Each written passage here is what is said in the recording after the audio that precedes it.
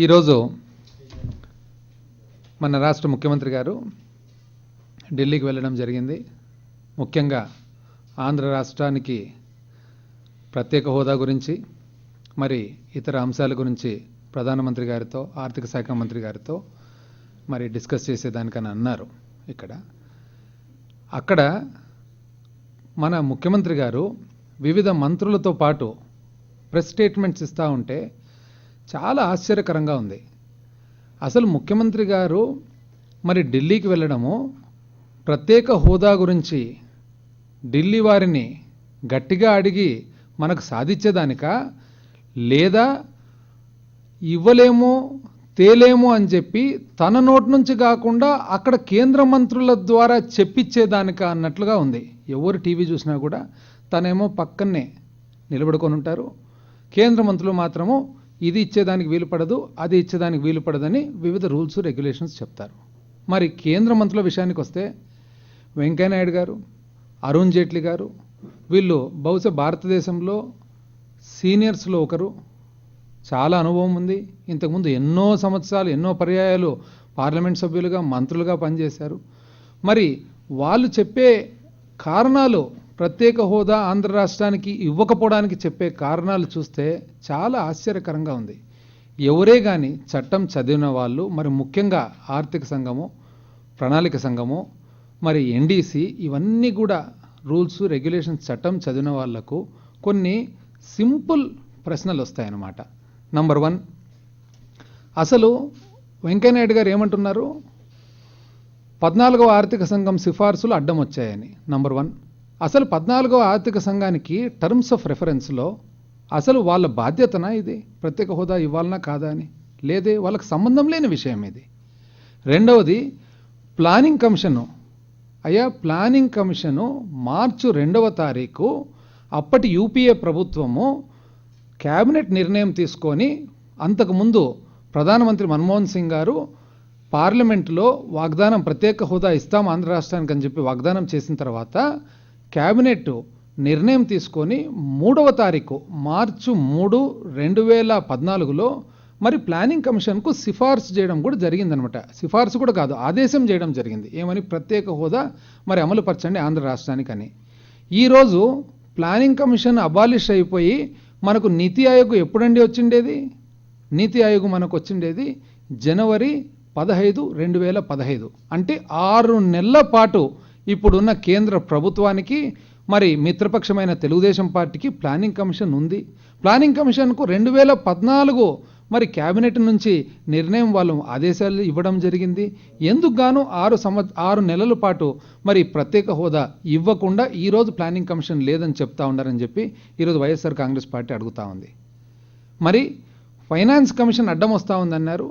Finance కమిషన్కు సంబంధం లేని విషయము. ఫైనాన్స్ కమిషన్ వాళ్ళు వాస్తవానికి 62% అందాజుగా మరి అక్కడ ఉన్న మన ట్యాక్స్ డెవల్యూషన్ అనుకోండి, లేదా కేంద్రం నుంచి వచ్చే రాష్ట్రాలకు వివిధ సహాయాల్లో అంతకుముందు 32% డైరెక్ట్గా డివల్యూషన్ ఆఫ్ ట్యాక్సెస్ ద్వారా రాష్ట్రానికి వస్తే 32 నుంచి 42% చేయడం జరిగింది. మరి అదేవిధంగా 14వ ఆర్థిక సంఘము కొంచెం different from the other finance కమిషన్స్లో ఏం చేశారు? 14వ ఆర్థిక సంఘము మనకు పోస్ట్ డెవల్యూషన్ రెవెన్యూ డెఫిసిట్, అంటే మనకు ట్యాక్స్ డెవల్యూషన్ జరిగిన తర్వాత రాష్ట్రాలకు మన లోటు ఏదైతే రెవెన్యూ లోటు ఉందో అంతకుముందు మరి ప్లాన్ లోటు మాత్రం ఉండేది. ఇప్పుడు నాన్ ప్లాను 2 లోటులు కలిపి ఆ రెవెన్యూ డెఫిసిట్ జరుగుతూ ఉంది. దాని ద్వారా ఆంధ్ర రాష్ట్రానికి కొంత మెరుగు జరిగింది. అంతేగాని ఈరోజు వాళ్ళు ఇవ్వకపోగా మరి 14వ ఆర్థిక సంఘం దీనికి కారణం అని చెప్పడము చాలా పొరపాటు అని చెప్పి భావిస్తూ ఉన్నాము. మరి ఈరోజు మనం అడుగుతూ ఉన్నాము, ఒకటి, మీరు ఇస్తారా ఇవ్వరా? అంతేగాని దయచేసి రాష్ట్ర ప్రజలందరినీ మిస్లీడ్ చేయొద్దండి. మరి ఈరోజు ఇంత ఖచ్చితంగా చెప్తా ఉన్నారు, వాళ్ళు ఒప్పుకోవడం లేదు, వీళ్ళు ఒప్పుకోవడం లేదని. వాస్తవానికి ఎవ్వరు ఒప్పుకోవాల్సిన అవసరం లేదు. క్యాబినెట్ ఒకవేళ ఇవ్వాలా కేంద్ర క్యాబినెట్ అనుకుంటే ఈరోజు కూడా ఇవ్వచ్చునండి. అసలు ప్లానింగ్ కమిషన్ ఎవరు ఏర్పాటు చేసిండేది? ఒక క్యాబినెట్ నిర్ణయం. ఒక క్యాబినెట్ నిర్ణయం ద్వారా ప్లానింగ్ కమిషన్ ఏర్పాటైంది. ఒక క్యాబినెట్ నిర్ణయం ద్వారా ప్లానింగ్ కమిషన్ తీసేయడం కూడా జరిగింది. మరి అసలు ప్లానింగ్ కమిషనే ఒక క్యాబినెట్ నిర్ణయం ద్వారా వేయడానికి తీసేయడానికి ఉన్నప్పుడు ఈ స్పెషల్ కేటగిరీ అనేది ఇచ్చేదానికి ఎవరు అడ్డం వస్తూ ఉన్నారని చెప్పి అడుగుతా ఉన్నాం. మీ కారణాల వలన, వివిధ కారణాల వల్ల మీరు ఇవ్వకపోగా దాన్ని మీరు సమర్థిస్తూ, ఇక్కడ తెలుగుదేశం పార్టీ సమర్థిస్తూ వాళ్ళ నోటి నుంచి రాకుండా అక్కడి నుంచి చెప్పేట్టుగా, ఇది చాలా దారుణం. ఆంధ్ర రాష్ట్ర ప్రజలందరికీ కూడా చాలా మోసం చేస్తూ ఉన్నారని చెప్పి అడుగుతా ఉన్నాం. మరొక్క మాట కూడా వెంకయ్యనాయుడు గారు అన్నారు, ఇది ఆంధ్రప్రదేశ్ విభజన చట్టంలో లేదు అని. ఆంధ్రప్రదేశ్ విభజన చట్టంలో మరి ఆ రోజు రాష్ట్ర ప్రజలందరికీ కూడా ఎక్కువ శాతానికి ఇష్టం లేకున్నా విభజన జరిగింది. ఆ రోజు యూపీఏ ప్రభుత్వానికి ఎవరండి ఇచ్చిండేది సహాయం? మీరు కాదా ఇచ్చిండేది? అక్కడ మీరు సహాయంతో కాదా విభజన జరిగిండేది? ఆ రోజు మరి మీకు నిజంగా వాస్తవానికి విభజన చట్టంలో పెట్టాల్సిన అవసరం లేదు ఇది. అయినా మీరు చెప్పినట్లుగా ఒకవేళ విభజన చట్టంలో లేదు అని అంటే కూడా ఆ రోజు విభజనకు మీరు సపోర్ట్ చేసిన వాళ్ళు, మీరు మద్దతు ఇచ్చిన వాళ్ళు విభజన చట్టంలో ఈ స్పెషల్ కేటగిరీ అని పెట్టేదానికి ఎవరన్నా మీకు అడ్డం వచ్చినారా అని చెప్పి ఈరోజు అడుగుతా ఉన్నాం వైఎస్ఆర్ కాంగ్రెస్ పార్టీ. మరి ఇటువంటి విధానాలుగా మరి స్పెషల్ ప్యాకేజ్ అని అంటూ ఉండారు. అసలు ఈరోజు బీహార్ రాష్ట్రం ఒక్కసారి చూడండి, ఎన్నికలకు పోతా ఉంది.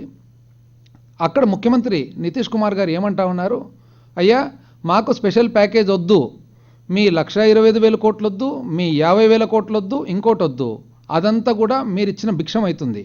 మాకు కావాల్సింది ప్రత్యేక హోదా, స్పెషల్ కేటగిరీ. మీరు మొన్న పార్లమెంట్ ఎన్నికల ముందర మీరు ఖచ్చితంగా ప్రత్యేక హోదా ఇస్తామని చెప్పి మీరు వాగ్దానం చేయడం జరిగింది. మాకు ప్రత్యేక హోదా ఇవ్వడండి, దానివల్ల మాకు హక్కు ఏర్పడుతుంది, మాకు పరిశ్రమలు వస్తాయి, మాకు అదేవిధంగా ఉపాధి కలుగుతుంది, మా ఎడ్యుకేటెడ్ అన్ఎంప్లాయిడ్కి అందరు కూడా మరి ఉద్యోగాలు దొరుకుతాయి, కాబట్టి మాకు ప్రత్యేక హోదా అది మీరు చెప్పిన ప్రకారంగా ఇవ్వండి, కానీ మాకు ప్రత్యేక ప్యాకేజ్ అని చెప్పి మాకు ఇటువంటి మీరు చెప్పిన భిక్షం మాకు అవసరం లేదని చెప్పి ఆగస్టు 15 మరి నితీష్ కుమార్ గారు చెప్పడం జరిగింది. మరి ఈరోజు నితీష్ కుమార్ గారు అక్కడ చెప్పిన మాట మన రాష్ట్రానికి కూడా అదే వర్తిస్తుందా లేదా అని చెప్పి మనం అడుగుతా ఉన్నాం. ఎందుకంటే అంతకంటే కూడా దారుణమైన పరిస్థితుల్లో మనకు విభజన జరిగింది కాబట్టి అయిష్టంగా. మరి ఆ మాట అడగకుండా ఈరోజు ముఖ్యమంత్రి గారు సింపుల్గా అక్కడ వెళ్ళి అక్కడ తాను చెప్పకుండా తాను చెప్పవలసిన మాటలన్నీ కూడా కేంద్ర మంత్రుల ద్వారా చెప్పిస్తున్నారంటే మరి ఎంత దురదృష్టకరమైన పరిస్థితి అని చెప్పి మేము తెలియజేస్తూ ఉన్నాము. అదేవిధంగా అసలు ప్రత్యేక ప్యాకేజ్ ఎటువంటి ప్రత్యేక ప్యాకేజ్ అండి? ఒక ఉదాహరణకు రాబోయే ఇంతకుముందే వచ్చిన ప్రత్యేక ప్యాకేజ్ గురించి ఈరోజు మాట్లాడుకుందాము. మనకు పునర్విభజన చట్టంలో విభజన చట్టంలో మనకు ఏమని చెప్పారు? బ్యాక్వర్డ్ ఏరియాస్కు ఒక ఫైనాన్షియల్ హెల్ప్ ఇవ్వాలని చెప్పి, ఆర్థికంగా సాయం ఇవ్వాలని. దాంట్లో భాగంగా ఒక చిన్న సహాయము పోయిన సంవత్సరం ఇచ్చారు. ఏది? 50 కోట్ల మాదిరిగా 4 జిల్లాల రాయలసీమ, 3 జిల్లాల ఉత్తర కోస్తాంధ్రకు. మరి ఆ 350 కోట్లను ఏ విధంగా చేశారండి? ఈరోజు మనం గమనించినట్లయితే 350 కోట్లను కేంద్ర ప్రభుత్వం నుంచి సహాయం తెచ్చుకున్న తర్వాత దానికి ఒక రూలు, ఒక నిబంధన అనేది లేకుండా ఇష్ట ప్రకారంగా దేనికి కావాలంటే దానికి వాడుతూ, కొన్ని చోట్ల నీరు చెట్టు, కొన్ని చోట్ల బోర్లు, కొన్ని చోట్ల నీళ్లు ఇష్టాంతరంగా వాడుతూ ఫైనల్గా కేంద్రం నుంచి వచ్చిన సహాయము ఒక పద్ధతి ప్రకారం, ప్రణాళిక ప్రకారం జరిగిందా లేదా? మరి ఇది కేవలం తెలుగుదేశం కార్యకర్తలందరూ కూడా నీరు చెట్టు ప్రోగ్రాం కింద సగానికి సగం డబ్బులు సంపాదించుకునేదానికి ఒక అవకాశం కల్పించారా లేదా అని అడుగుతా ఉన్నాం. ఈరోజు ఇటువంటి ప్రత్యేక ప్యాకేజీలకు మనకు ఒప్పుకున్నట్లయితే జరగబోయేది, ఉదాహరణకు ఈరోజు ఐఏవై ఇందిరా ఆవాస్ యోజన అంటే సెంట్రల్ స్కీమ్స్ అన్నీ కూడా కేంద్రం నుంచి ఏవైతే వస్తున్నాయో ఇక్కడ మిషన్స్. ఏమండి మిషను? మీరు మిషన్లు ఏర్పాటు చేసినారు, అదొక మిషను, ఇదొక మిషన్, 6 మిషన్లు. ఆ మిషన్లకు ఎక్కడైనా మీరు ప్రత్యేక అలాట్మెంట్ కేటాయింపు చేశారా మీరు బడ్జెట్లో? లేదే.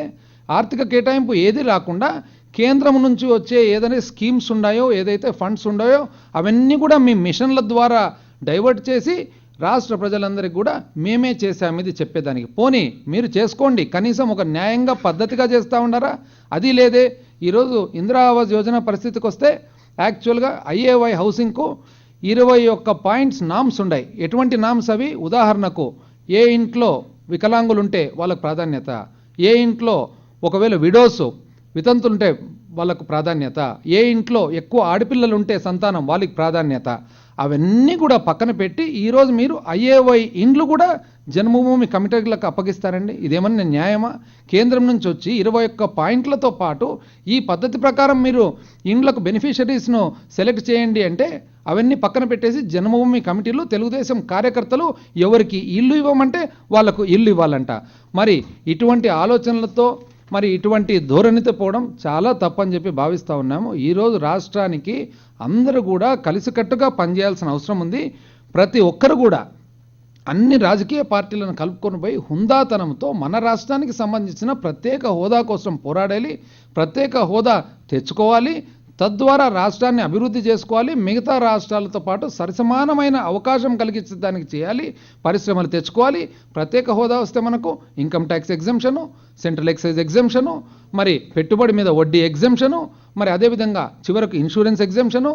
ఇంతవరకు కొన్ని రాష్ట్రాలలో అసలు ఈవెన్ ట్రాన్స్పోర్ట్కి కూడా సబ్సిడీ. అస్సాం రాష్ట్రం ఉదాహరణకు కొన్ని సంవత్సరాల పాటు సంవత్సరానికి 1000 కోట్ల రూపాయలు సంవత్సరానికి ట్రాన్స్పోర్ట్ వాళ్ళు సబ్సిడీ తీసుకున్న కాలాలు ఉన్నాయన్నమాట.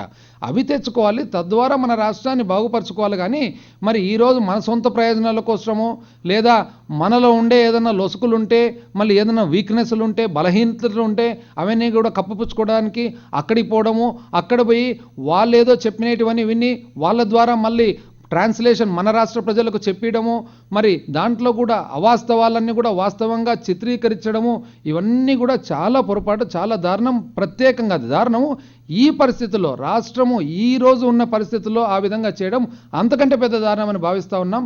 అందుకనే మా నాయకులు మరి జగన్మోహన్ రెడ్డి గారి ఆదేశాల మేరకు 29వ తారీఖు మరి వైఎస్ఆర్ కాంగ్రెస్ పార్టీతో పాటు వివిధ మరి రాజకీయ పార్టీలు ఎవరైతే మన రాష్ట్ర అభివృద్ధి కోరుకుంటా ఉండారో, ఎవరైతే మన రాష్ట్ర మంచుగోలు కోరుకుంటా ఉండారో, ఎవరైతే మనకు మద్దతు ఇవ్వబోతున్నారో వాళ్ళందరి సాయంతో, మరి ఇక్కడ మేధావులు ఎవరైతే ఉండారో రాష్ట్రంలో వాళ్ళందరి సాయంతో, మరి వివిధ ఆర్గనైజేషన్స్ ఏవైతే ఉన్నాయో వాళ్ళందరి సాయంతో, మరి అన్నిటికంటే ముఖ్యంగా మరి సామాన్య మానవులు పబ్లిక్ పార్టిసిపేషన్ ద్వారా మరి ఒక్కసారి ఆంధ్ర రాష్ట్ర ప్రజల మనోభావాలు మరి న్యూఢిల్లీకి తెలియజేసి, దయచేసి మీరు ఇంతకు ముందు ఏవైతే వాగ్దానాలు చేశారో మీకు తెలియదండి. ఆ రోజు వాగ్దానం చేసినప్పుడు ఎన్నికల ముందర ఒకరేమో 5 సంవత్సరాలు చాలు, ఇదే పెద్ద మనిషి వెంకయ్యనాయుడు గారు 5 సంవత్సరాలు చాలదు 10 సంవత్సరాలు ఇస్తామని. ఆ రోజు తెలియదండి ఈ ఇబ్బందులు ఉంటాయని చెప్పి ఆ రోజు చెప్పారు.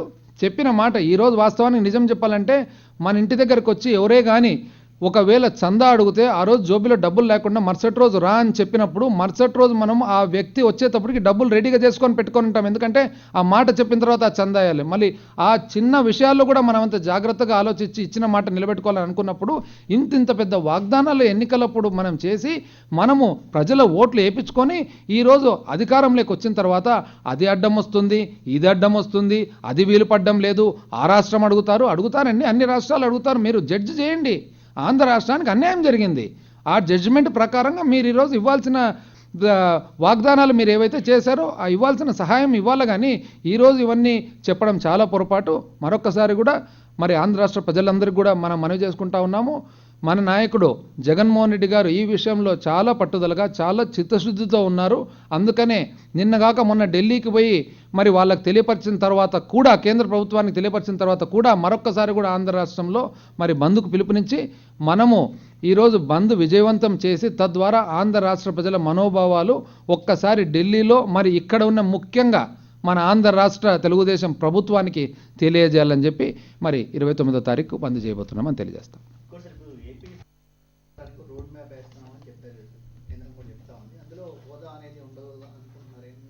ఇప్పుడు ఏపీ సమస్యల పరిష్కారానికి హోదా అని ఇప్పుడు ఈరోజు చెప్పారు.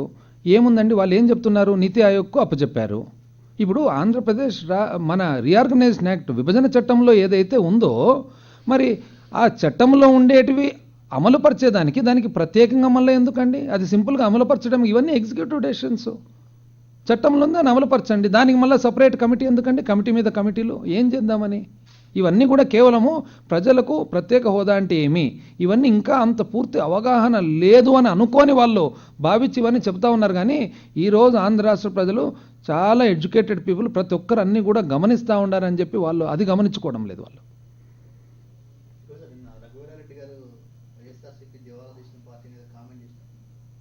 నేను ఐఎమ్ నాట్ అవేర్ అండి, I'm not aware of that. ఇది అంటే ఏ కాంటెక్స్లో చెప్పారు ఏదో నాకు I'm not aware.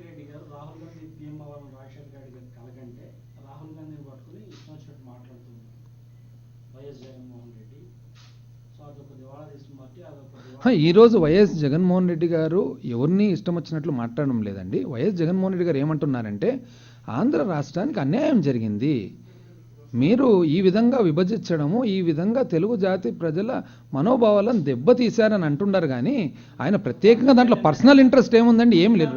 Jaganmohan Reddy గారు మాట్లాడారంటే ప్యూర్లీ ఆంధ్ర రాష్ట్ర ప్రజల తరఫున, తెలుగు జాతి తరఫున మాట్లాడారు తప్ప వేరే దాంట్లో పర్సనల్ ఏముంటుంది?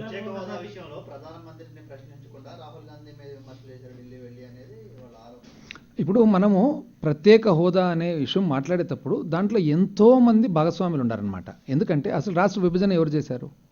యూపీఏ ప్రభుత్వం. ఎవరు సపోర్ట్తో చేశారు? ఈరోజు ఉన్న ఎన్డీఏ ముఖ్యంగా ఉన్న మేజర్ పార్టీ సపోర్ట్తో చేశారు. ఆ రోజు బీజేపీ పార్టీ సపోర్ట్తో చేశారు. ప్రత్యేక హోదా ఇస్తామని ఎవరు చెప్పారు? యూపీఏ ప్రభుత్వం చెప్పింది, బీజేపీ చెప్పింది. సో ఎవరైతే దీంట్లో రాష్ట్ర విభజనలో ప్రత్యేక హోదాలో ఈ భాగస్వాములు ఉన్నారో వాళ్ళందరినీ కూడా ప్రశ్నించక తప్పదు కదా, వాళ్ళందరినీ కూడా ప్రశ్నిస్తూ ఉంటారు. అంతే తప్ప పర్సనల్ ఏముంటుందండి? ప్రధాని ప్రశ్నించారు, కేంద్ర ప్రభుత్వాన్ని ప్రశ్నిస్తూ ఉన్నారు. కొంతమంది కొన్ని ఇష్యూస్ హైలైట్ చేస్తారు అంతేగాని ఇది ఓవరాల్గా మన రాష్ట్ర ప్రజల తరఫున మాట్లాడేది తప్ప కాంటెక్స్ట్ వేరే ఏది లేదండి. Only purely context. మనం ఢిల్లీకి పోయినది ఎందుకు? ద కాంటెక్స్ట్ ఈజ్ ఒకటి, ప్రత్యేక హోదా ఇవ్వండి.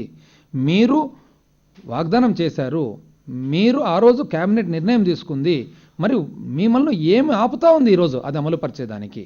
అదే తప్ప దాంట్లో భాగస్వాములు ఎవరెవరు ఉన్నారో అన్ని పార్టీలను ప్రశ్నిస్తూ ఉన్నాం. ఈరోజు నేను ప్రశ్నిస్తూ ఉన్నాం కదా, అన్ని పార్టీలను ప్రశ్నిస్తూ ఉన్నాం. ఖచ్చితంగా మేము ఎప్పటి నుంచో రెడీగా ఉన్నాం. మేము ఏ రోజు నుంచో రెడీగా ఉన్నాం. ఫస్ట్ నుంచి కూడా చెప్తా ఉన్నాం, మన రాష్ట్ర ప్రయోజనాలను కాపాడేదానికి ఎప్పుడైనా కానీ ఖచ్చితంగా మనము మన రాష్ట్ర ప్రయోజనాలు కాపాడేదానికి ఎప్పుడైనా కానీ రండి, మేము కలిసి వస్తాము. మనకు రాష్ట్రం మొదట వస్తుంది, ఆ తర్వాతనే రాజకీయాలు, రాజకీయ పార్టీలు. మన రాష్ట్ర శ్రేయస్సు మనకు ముఖ్యము, మన తెలుగు జాతి శ్రేయస్సు మనకు ముఖ్యము. అది మొట్టమొదటి చెప్తాను. ఒక్కరోజు కూడా అధికార పార్టీ మమ్మల్ని కౌంట్లోకి తీసుకోలేదే, ఒక్కరోజు సలహా ఇవ్వలేదే. సలహా ఇస్తే మీకేం తెలీదు అంటారు, సలహా ఇవ్వకుంటే తెలీదు అంటారు, సలహా ఇస్తే అతి తెలివి అంటారు. వాళ్ళ ధోరణి చూస్తే అసలు చాలా ఘోరంగా. అదే ఎందుకంటే నీరు చెట్టు గ్రాంట్ మాదిరి సగానికి సగం బిడ్ చేయొచ్చు కదా మన వాళ్ళందరికీ, తెలుగుదేశం కార్యకర్తలకు. అంతే కదా, గ్రాంట్ రూపంలో ఇస్తే మన చేతుల్లో ఉంటుంది, మన చేతుల్లో ఉంటే మన కార్యకర్తలకు ఇచ్చుకోవచ్చు. సింపుల్ కదా. మనం అట్లా కాకుండా అందరికీ న్యాయం జరిగేటట్లు, అందరికీ అవకాశం జరిగేటట్లు ఇవ్వండి అని మన వాదన. వాళ్ళకొద్దు, వాళ్ళకు ఇప్పుడు నిజం చెప్పాలంటే ముఖ్యమంత్రి చంద్రబాబు నాయుడు గారి మరి వాళ్ళ ఆలోచన విధానం చూస్తూ ఉంటే మనకేమనిపిస్తుందంటే స్పెషల్ ప్యాకేజ్ గట్టిగా అడిగి ఇప్పించుకోవాలా, అసలు ప్రత్యేక హోదా వద్దు. ఎందుకంటే ప్రత్యేక హోదా అంటే ప్రతి ఒక్కరు కూడా అర్హులైతారు ఆ బెనిఫిట్కు, ఆ సహాయానికి, ఆ కేంద్రం నుంచి వచ్చే సహాయానికి, బెనిఫిట్కి అందరూ అర్హులైతారు.